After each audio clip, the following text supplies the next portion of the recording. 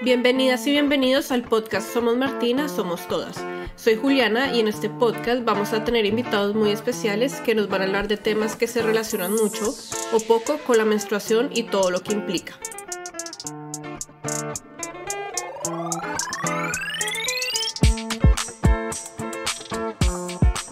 Bueno, bienvenidas y bienvenidos a un nuevo capítulo de Somos Martina, Somos Todas. Hoy tenemos la fortuna de tener otra vez en nuestro micrófono a nuestra querida Poli Historias. Poli, estuvimos hablando con ella en nuestro capítulo pasado sobre el temor a lo femenino. Ella ya ahorita se volvió a presentar para los que no alcanzaron a oír este capítulo.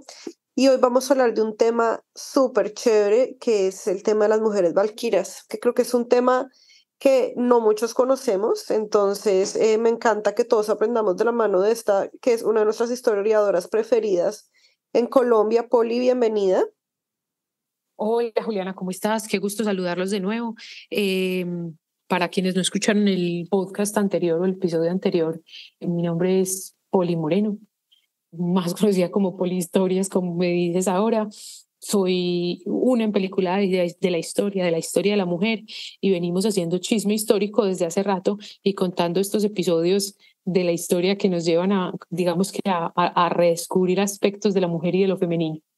No, nosotras estamos dichosas de poderte tener acá porque el conocimiento que tú tienes y todo lo que hemos aprendido es tan importante, y por eso quisimos hablar de este tema que creo que es muy, muy desconocido para muchas personas, incluyéndonos nosotras cuando vimos la primera clase que dictaste sobre el tema de las mujeres valquirias. Entonces, para poderlo compartir con todas las personas que nos están oyendo, cuéntanos qué es esto de las mujeres valquirias y como toda su mitología y de historia. Vale, Juli, vamos a hablar de las valquirias. Y así nos metemos entonces en asuntos de la mitología nórdica, que para mí yo creo que es una de mis mitologías preferidas, sobre todo porque el papel o el rol de la mujer tiene unos matices supremamente interesantes. Y en este caso vamos a hablar de las mujeres valquirias, que son una cosa así entre diosas y humanas, pero realmente hacen parte de la mitología. Digamos que la vida y la muerte en un campo de batalla vikingo no dependía ni de las proezas militares, ni de qué tan de suerte estuvieran los guerreros, sino del favor de las valquirias. Eran estas mujeres quienes iban a decidir siempre, después de la batalla, quién vivía y quién moría, y obviamente, pues quién ganaba y quién perdía la batalla. Entonces, digamos que tenían ahí un componente de destino muy parecido al de las moiras griegas, pero eran un concepto completamente diferente. Las moiras siempre serán tres, serán viejas, serán feas y demás, y manejarán el destino de los hombres, pero las valquirias eran todo lo contrario. Eran muchas, eran hermosas, eran guerreras, eran, digamos, estos seres que tenían en sus manos la vida y la muerte de esos guerreros vikingos, que recordemos que además era para ellos un honor morir en batalla. Entonces el hecho de que la valquiria decidiera que tal o cual moría tampoco era algo negativo. Vale entonces la pena como preguntarnos por qué son estas figuras femeninas como las llamadas a decidir el destino de los hombres. Y vamos a hacer como un pequeño recorderis, un pequeño recorrido de unos eventos históricos para darnos cuenta de cómo funcionó este proceso. Hubo una batalla que se llamó la batalla de Fitjar, que sucedió alrededor del 961 más o menos, y la batalla era entre el rey Hakon, llamado el Bueno, que era hijo de un rey, digamos, conocido, que se llama el rey Aethelstan de Inglaterra, y Hakon se iba a enfrentar a sus sobrinos, los hijos de Eric, que lo conocían también como Bloodaxe o hacha sangrienta. Empecemos por decir y por volver a acordarnos que la era vikinga fue un periodo supremamente turbulento. O sea, vivían agarrados unos con otros al interior de Escandinavia y en todas esas extensas tierras que conquistaron los vikingos, porque estuvieron por muchas partes. Y según lo que narran las sagas, que son estas historias sagradas de la era vikinga, los hermanos de los que estamos hablando aquí habían intentado muchos ataques, unos entre otros, con poco éxito. y había un objetivo particular que era el trono noruego. En esta batalla, el rey Haakon logró repeler a sus sobrinos, pero realmente esta iba a ser su última batalla, porque él va a morir poco después por las heridas de la guerra, pues de las heridas recibidas en batalla. Un poema que se escribe sobre esta batalla y sobre el rey Haakon va a atribuir, digamos que su suerte a la voluntad de esas valquirias, y es así como empezamos a conocer el papel de las valquirias en la mitología. Especialmente nos va a hablar de dos valquirias en específico, una que se llama Gondul y la otra se llama Skogul. El poema nos va a decir que aunque estas dos valquirias decidieron otorgarle o darle a Haakon, acuérdense que les dije que ellas decidían no solamente quién vivía y quién moría, sino también quién ganaba las batallas, pues ellas le dieron a Haakon y a su ejército la victoria, pero van a reclamar al rey casi que como un trofeo para ellas mismas, o para, realmente no es para ellas mismas, sino para el ejército de Odín, porque se los van a llevar al Valhalla para defender el mundo de los dioses en el Ragnarok. Digamos que, en otras palabras, este asunto es algo así como que el resultado de la batalla no iba a depender, ni estuvo nunca determinada por las tácticas de guerra, ni por qué tan bueno era su ejército, ni mucho menos. Era simplemente el poder de estas mujeres valquirias el que iba a decidir quién ganaba, quién perdía, y fuera de eso, quién vivía y quién moría. Entonces, es esta otra representación, Juli, de este tema que hemos venido hablando desde el capítulo anterior, en donde el concepto de lo femenino está siempre ligado a la vida y a la muerte. Y es un punto muy interesante porque volvemos a encontrarnos que hay unos, digamos, unos paralelos o unas similitudes entre cada una de las mitologías que vamos tocando o de los capítulos históricos que vamos tocando. Siempre está esta cercanía de la mujer con la muerte y con los destinos de los hombres. Creo que esta historia de esta batalla nos ejemplifica muy bien cuál es este rol de las valquirias en el mundo vikingo. Y como les dije ahorita, es una imagen que nos recuerda muy bien a esas moiras griegas que tejen el destino y el futuro de los hombres y que van a representar de alguna manera esa cercanía de lo femenino con la muerte, con también, que es muy interesante, con lo incierto, con el destino, con la incertidumbre, en este caso con la incertidumbre de la guerra, y digamos que con ese carácter caprichoso que nos define también.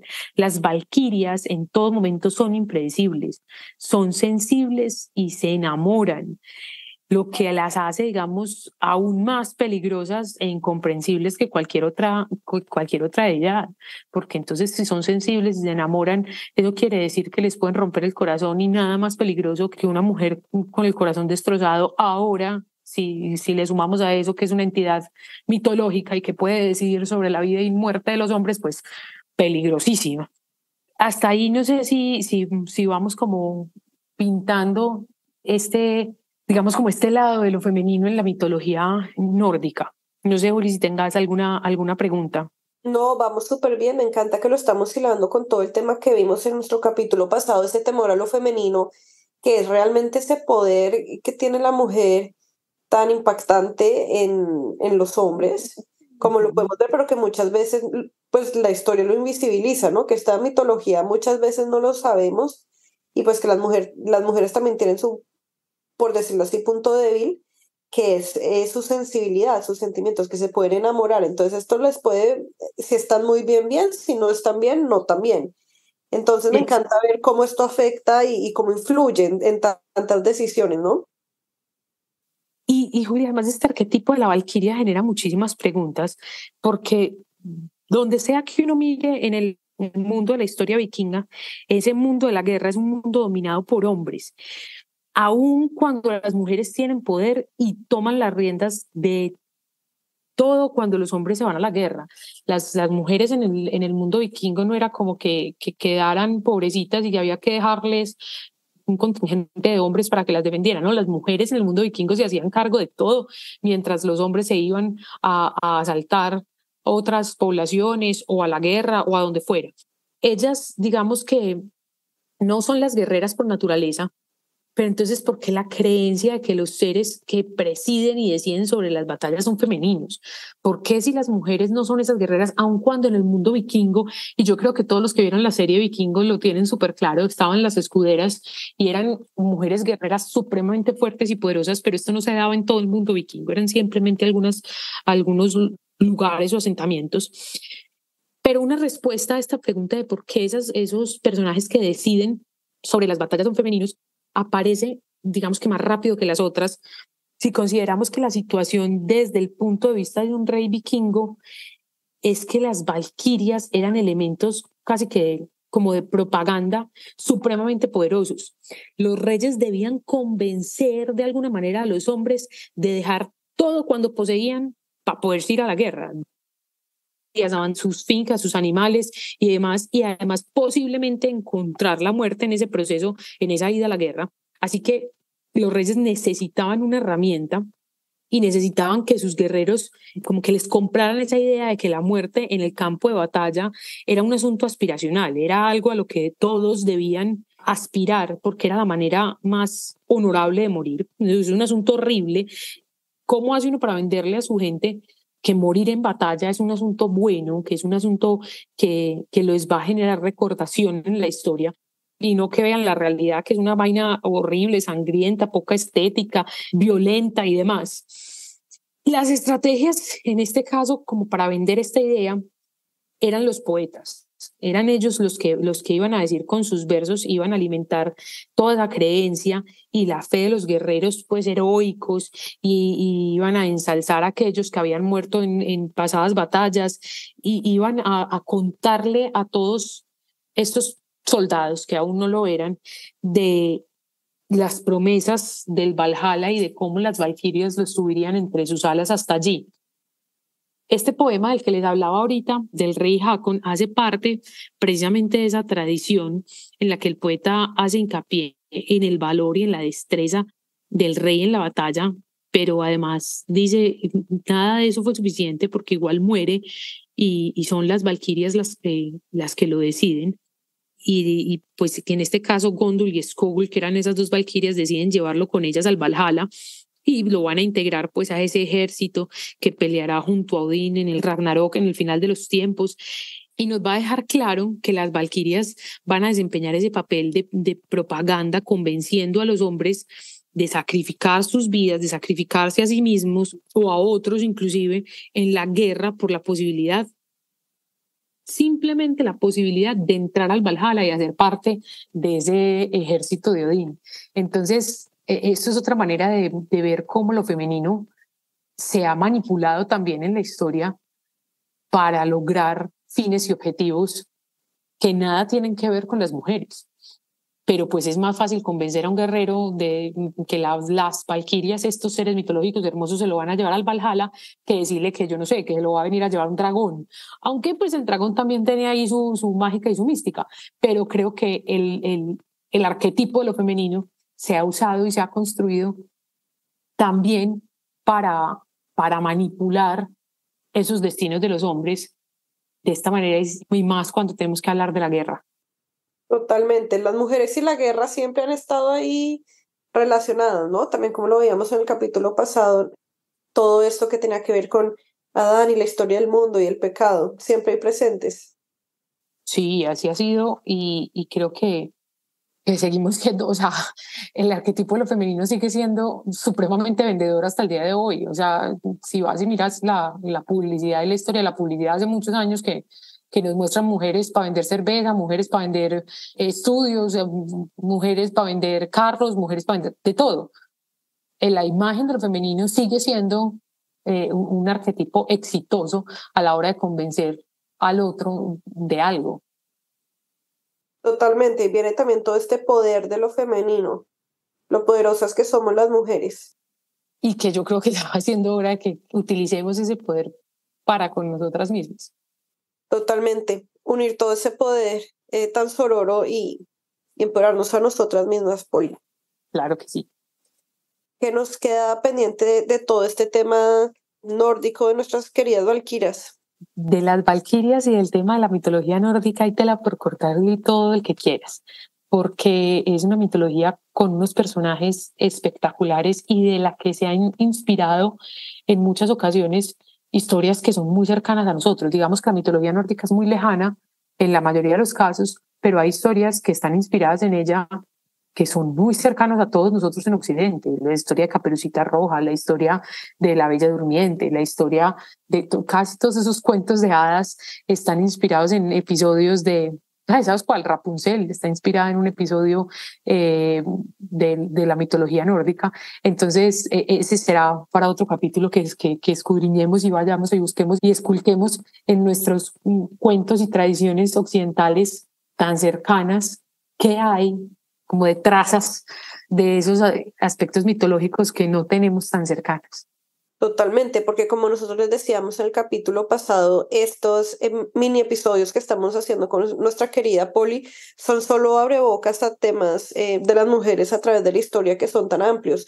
Nosotros contigo hemos hecho cursos de 12, 16 horas de este tema, del tema del sufragio femenino, de todo el temor a lo femenino, bueno, de tantos temas que tienen que ver con mujeres. Estos son solo un abrebocas para que a nosotros nos quede resonando las valquirias, por ejemplo, que son como tan desconocidas para nosotros, entre otras, y que por favor te sigan a ti para que estén pendientes de todo lo que pueden aprender y para poder profundizar realmente en estos temas. Recuérdanos, porfa, cuáles son tus redes, dónde podemos seguir tu podcast, todo.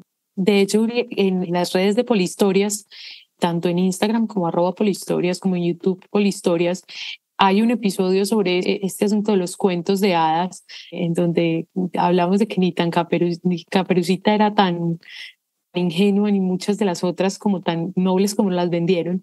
Y los invito a que lo escuchen, que es un episodio muy divertido.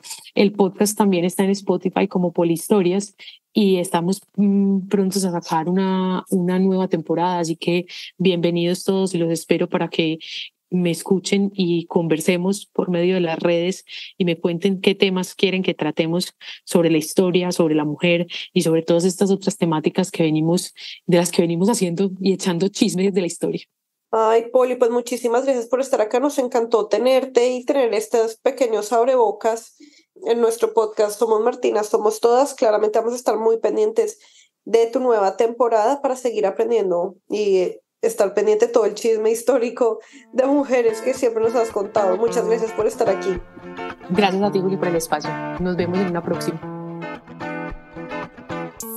Gracias por acompañarnos hoy. Nos vemos en un próximo capítulo de Somos Martina, Somos Todas. No olviden seguirnos en nuestras redes sociales @SomosMartina y visitar nuestra página web www.somosmartina.com. Los esperamos.